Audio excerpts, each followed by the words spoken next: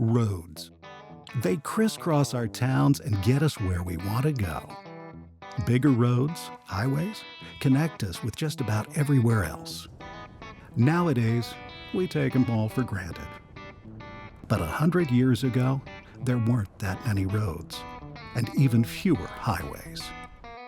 But US 66 was one of them. It ran from Chicago to Los Angeles, including clear across New Mexico. New Mexico 66 meant adventure and the unexpected for those traveling it. It meant strange faces and new ideas for those living along it. It was a road of discoveries for both, and paved with stories.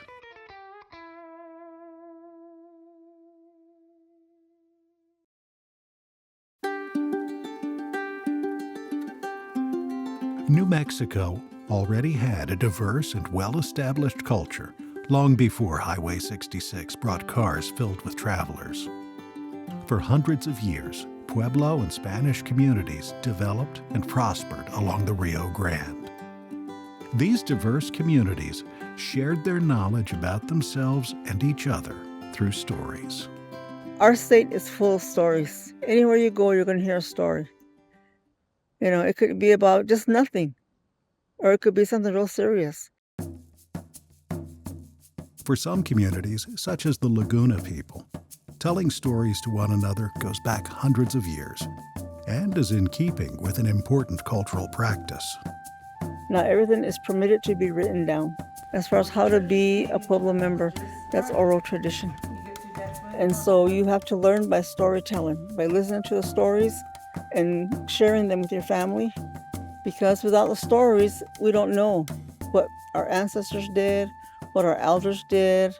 And so it teaches us what we need to do as current members to teach our children so they'll know what to do when they're our age. It's a continuous storytelling effort.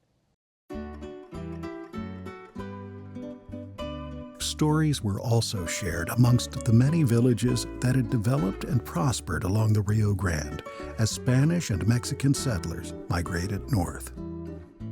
This north-south flow of people and their traditions had existed in relative isolation for hundreds of years. And then came US 66. Suddenly, when the highway is built, it's an east-west route.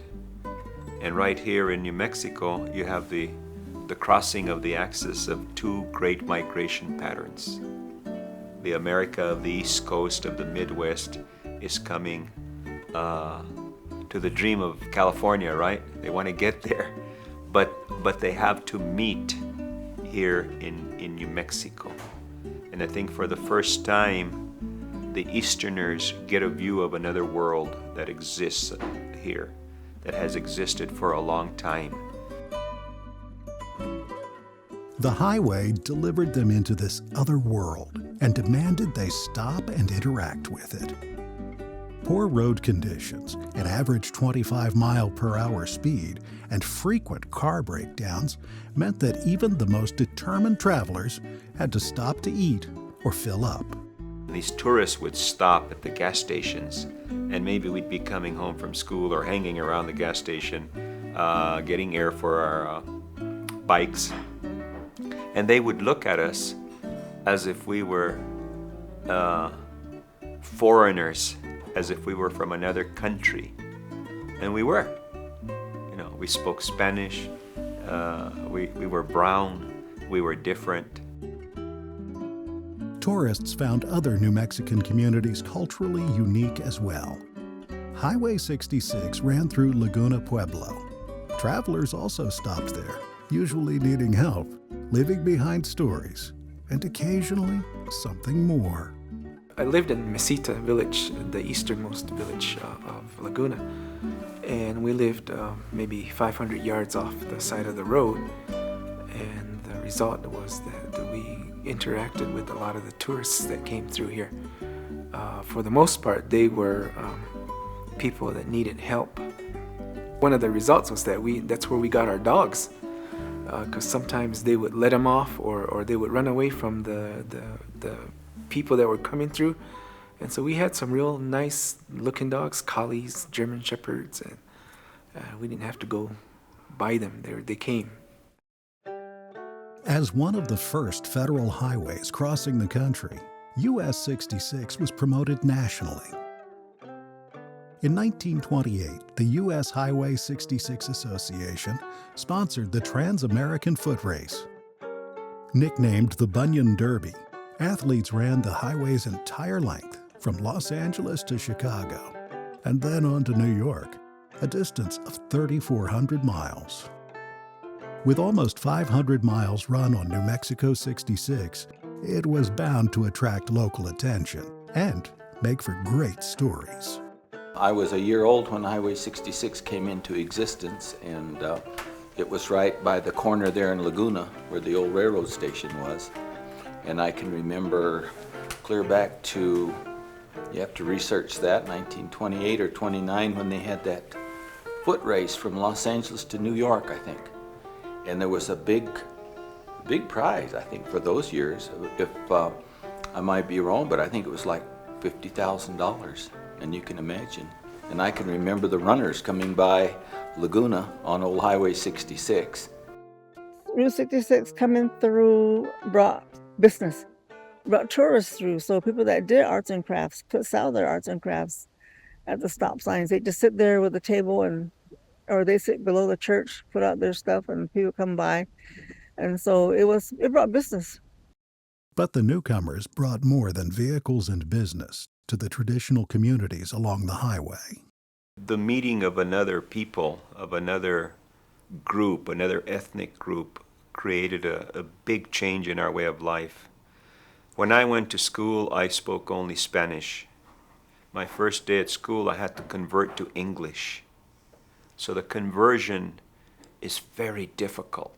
I had to change my way of looking at the world, my worldview.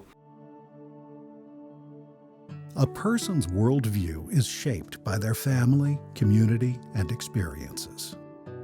Highway 66 changed the worldviews of those traveling it, as well as those living along it, creating stories in a land already full of them. At Laguna, stories about the road and its travelers are still being told, usually shared in the traditional manner, by word of mouth. And we were told the other day that one of the gentlemen that had stopped there when they saw Elvis Presley come through. I didn't know that. So that was a story that I had heard for the first time, that Elvis Presley was at our gas station. Imagined or true, funny or serious, Highway 66 stories are still shared even though much of the original roadway is gone.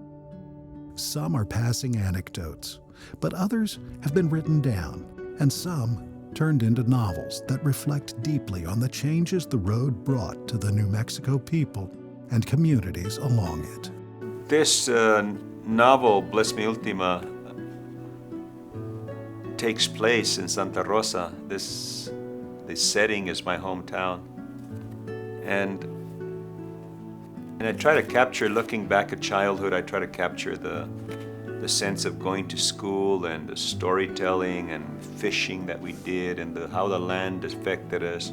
I felt that the bridge that crosses the river is such a big symbol in the novel, and it's going to be what connects my main character, who's a small boy growing up in a very traditional family, who has to cross the bridge to go to the town and to go to school and to be changed as he will be. But that crossing the bridge is also changing him. That's the highway that will bring the Easterners, so to speak, Anglo-America, into his life and change him.